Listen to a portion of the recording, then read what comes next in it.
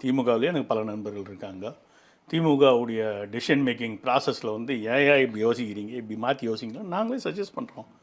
நீ அதெல்லாம் விட்டுட்டு 8 நாவுக்கு 4 நாவுக்கு லாரி தொடச்சிட்டு இருக்கிற அதான் விதிங்கிறது. தம்பி, ஒரு மனுஷன் போய் பேசலாம், ஆனா ஏக்கர் கணக்கில் எல்லாம் பேசக்கூடாது. அது எப்படா நெஞ்சில கொஞ்சம் கூட ஈரம் இல்லாம இவ்வளவு பெரிய பொய்ய சொல்ற? இதனால உங்களுக்கு இந்த லாபம் இருக்க காலப்போக்கில் அப்படின்னு நாங்களே சஜஸ்ட் பண்ணுறோம்.